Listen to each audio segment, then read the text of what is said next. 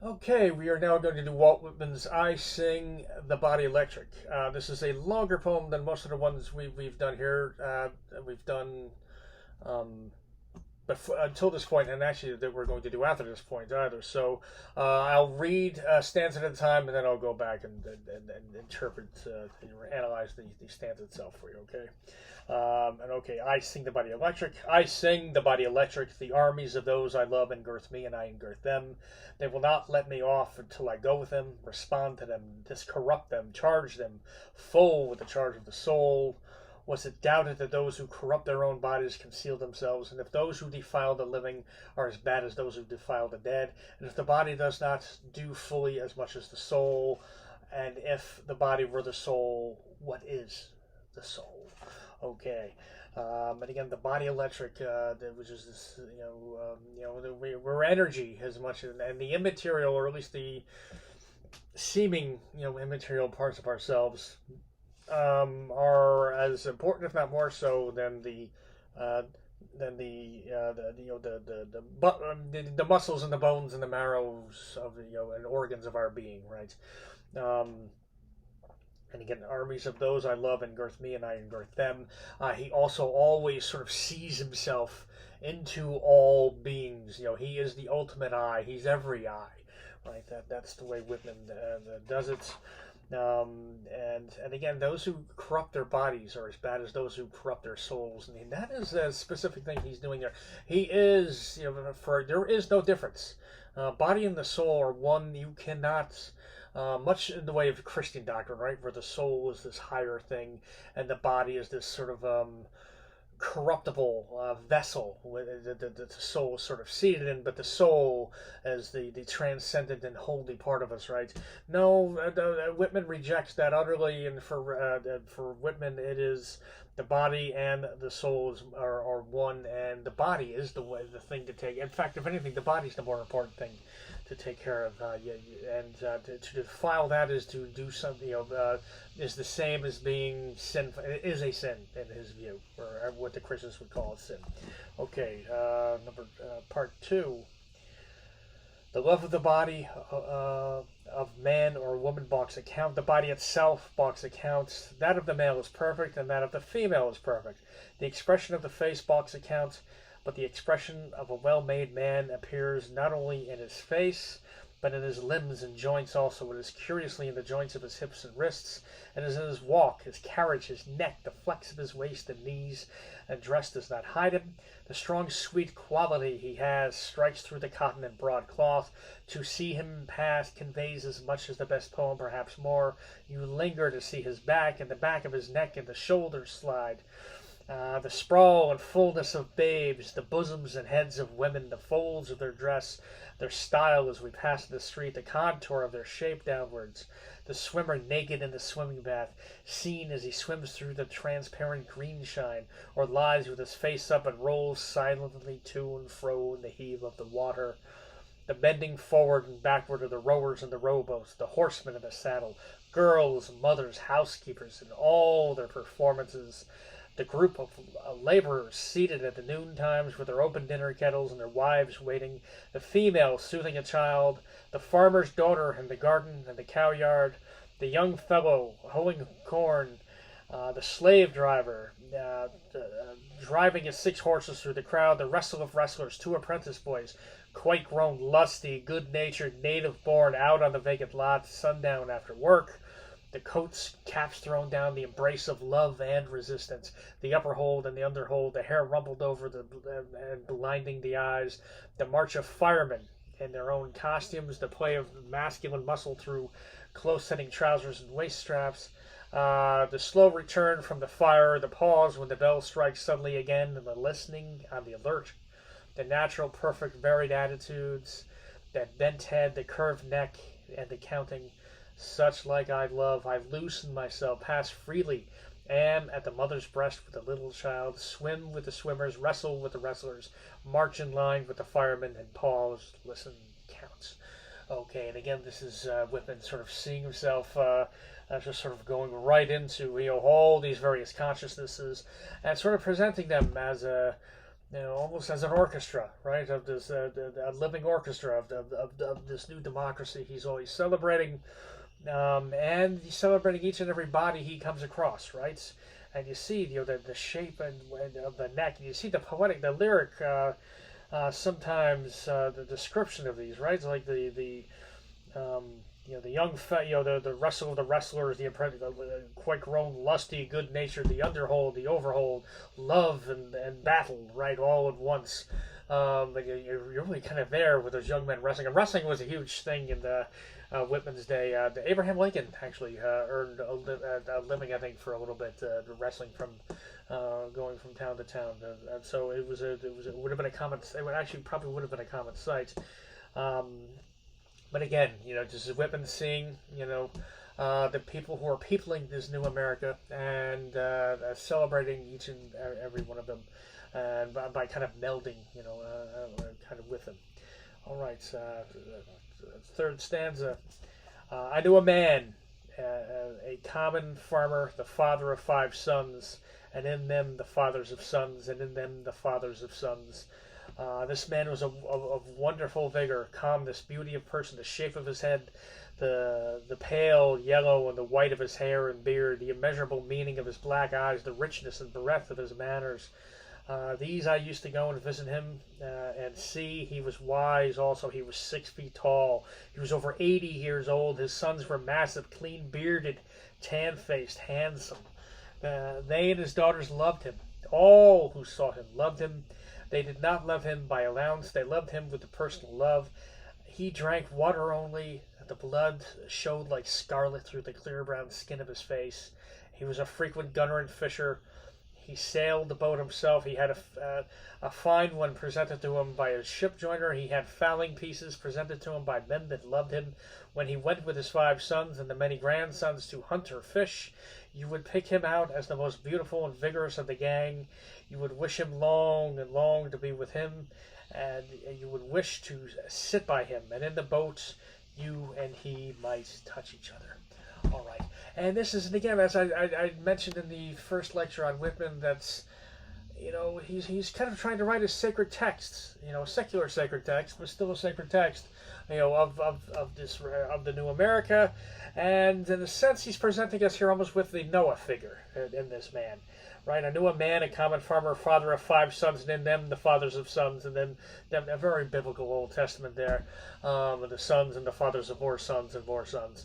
Almost seeing, and the Bible was peopling the planet as they were imagining it, and here, almost, the common man who's going to, maybe people, this new democracy. But again, this guy, man, he's physically vigorous, physically beautiful, even, right? His face, the blood showed like scarlet through the clear brown skin of his face. It's a beautiful line, and there's a few of those, right? And that he was vigorous, and even the self-reliance, it's become such an American tradition, is shows here. And the warm sort of patriarch of this family, the benevolent father, who again is out there all by himself, self-sufficient. He's not going to the store to buy his food. He has to go gather his food. Hunt and forage for it. And he's seems to be making it work. And is given. And again, you need to be physically vital in this world, and this man is even at 80 years old, right? As are his sons, and as are the women. Apparently, they married. So there you're getting again almost the original sort of peopling. As Whitman imagines it, excuse me, of America. All right, stanza 4. I have perceived that to be with those I like is enough. To stop in company with the rest at evening is enough. To be surrounded by beautiful, curious, breathing, laughing flesh is enough. To pass among them or touch anyone, or rest my arm ever so lightly round his or her neck for a moment. What is this then? I do not ask any more delight. I swim in it as in a sea. There is something in staying close to men and women and looking on them, and in the contact and odor of them that pleases the soul well. All things please the soul, but these please the soul well. And again, I talked in that first lecture too about fellowship as being sort of devotional energy, or the almost the immaterial sort of bonding agent that a democracy is going to require for it to make it. Again, if the power is going to come from the people, and it's supposed to come from the people up, and again, I don't know if it really quite shook out that way, and even still, but he's imagining it that way, and if it's to be. Fellowship is going to have to be a sort of devotional, almost sacred thing. And he says, I perceive to be with those I like is enough. I swim in it, I swim in human company as if in the sea. He says, right? To be surrounded by beautiful, curious, breathing, laughing flesh is enough. And again, all that sort of maybe that feeling we get, those of us who have, we have a home to go back to. And boy, there is something about if you've been out all day, especially if you've been having a bit of a tough day. Boy, you get home when that door closes behind you, right, and you're just with the people who know you best, right? And there's just right, and something about the walls of that house that have almost soaked in the attribute, the dispositional attributes, right, of your family and of you, and and it is an easy thing to. Or it's just it's an impossible thing to completely break down. But there is definitely an energy, just like when you go to a ball game or something, and the home team always gets a certain amount of energy from that crowd, too, right? We're porous creatures, so we do transfer energy. We're constantly leaking in and out of each other, and that was something you have to be careful of and mind as far as Whitman was concerned. All right, stanza 5, which is going to be about the female body. This is the female form. A divine nimbus exhales from it head to foot. It attracts with fierce, undeniable attraction. I am drawn to its breath as if I were no more than a helpless vapor. I am all falls aside but myself and it. Books, art, religion, time, the visible, the solid earth. What was expected of heaven or feared of hell are now consumed. Mad filaments, ungovernable shoots play out of it. The response likewise ungovernable. Hair, bosom, hips, bend of legs, negligent falling hands, all diffused. Mind too diffused. Ebb stung by the flow, and flow stung by the ebb.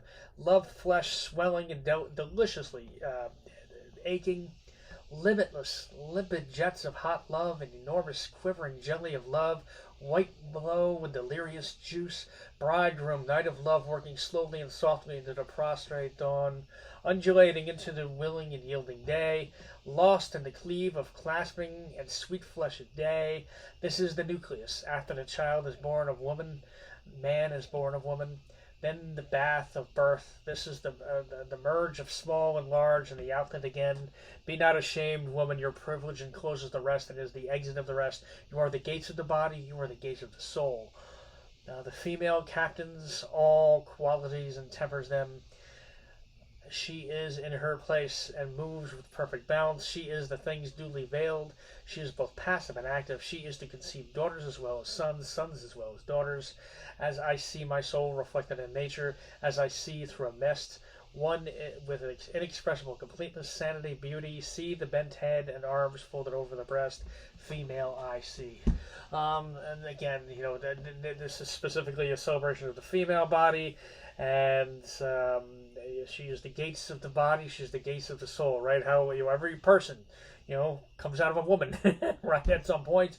And boy, it's some of the more sexual imagery that he will become famous for. Right, limitless, limpid jets of love, hot and enormous, quivering jelly of love. Right, the human semen and the fluids of human sex, delirious juice, and then the love making itself, which is this sort of gorgeous sort of description here. Bridegroom, night of love, working slowly and softly into the prostrate dawn, undulating into the willing and yielding day. Just a beautiful image of the conception of a child. Essentially, is how he's seeing that. Okay, that is the woman's body. 6 will be the male body. The male is not less the soul, nor more. He too is in his place. He too is all qualities. He is action and power. The flush of the known universe is in him. Scorn becomes him well, and appetite and defiance become him well. The wildest, largest passion's bliss that is utmost, sorrow that is utmost become him well. Pride is for him. The full spread pride of man is calming and excellent to the soul.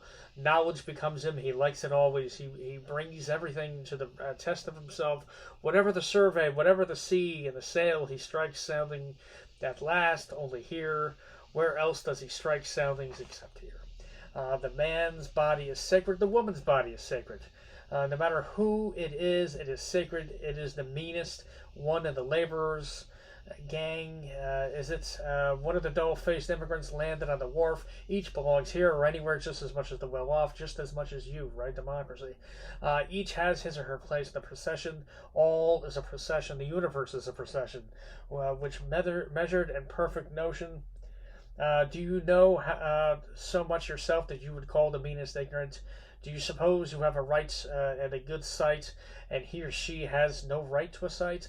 Do you think matter has cohered together from its diffuse float, and the soil is on the surface, and water runs and vegetation sprouts for you only, and not for him or her? All right, that is the end of that section. I'm not going to talk too much about that. Only that more about the man's body there, a little bit about man's thinking, and about how figuring things out is sort of part of a man's job. Just like as he pointed out in the previous chapter, that the filtering things and calming down the wilder parts of things are part of a woman's job. Again, I don't know, women today might have a little problem with that. I understand that, but this was written in the 19th century. He does often also go to he moves to New Orleans for a few months on a journalistic assignment. Walt Whitman, and he by the way, when it came to slavery, Whitman kind of stayed away from it for a while, and he was mostly devoted to the working men and that would have been white men in New York, and thought that the abolitionists were sort of going to hurt those men, and so he really didn't have a lot of time for it for a little bit. But once he goes to New Orleans, he goes to a slave auction, and he's forever changed. And he never becomes an official abolitionist, but those are the politics he supports. And again, he put it into the thing he cared about most, which was his great book, Leaves of Grass. And you can hear the way he's talking here, and he'll do a man and a woman both being auctioned off. The man first.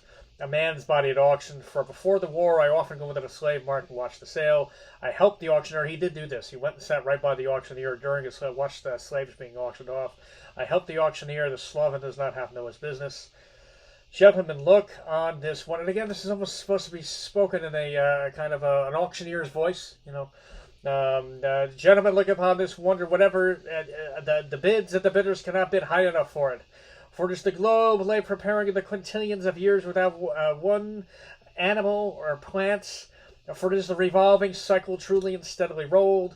In this head the all-baffling brain, and in the below the makings of heroes. And again, he's showing the brain here as the same brain as in the white man and in the other room, right? The all-baffling brain. Examine these limbs, red, black, or white, and their cunning and tendon and nerve.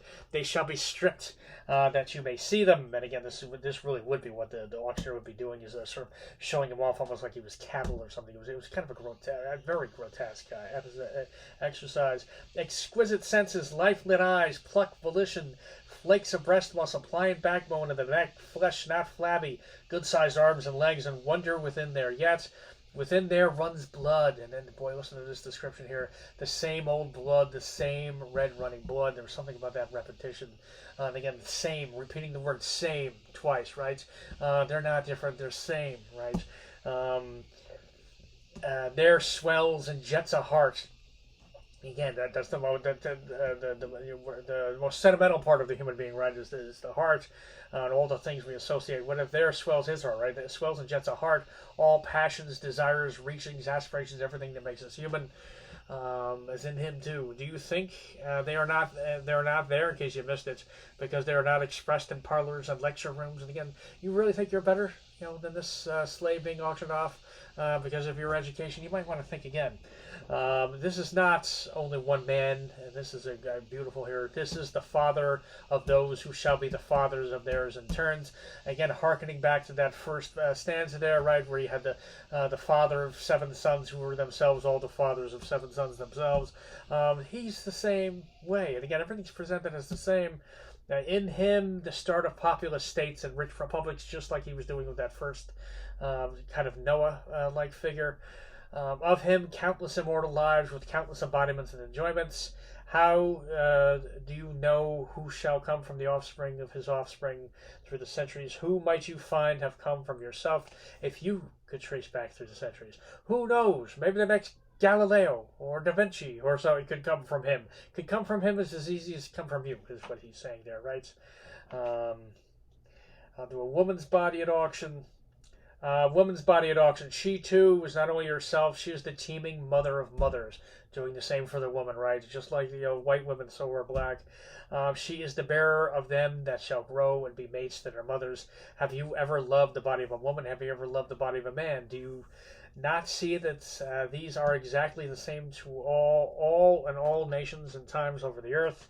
If anything is sacred, the human body is sacred, right? It always comes back to that with Whitman and the glory and again, for you, how can you, if a body's going to be sacred, you can't treat them like cattle and auction them off and own other people and all the demeaning, horrific things that come from owning people.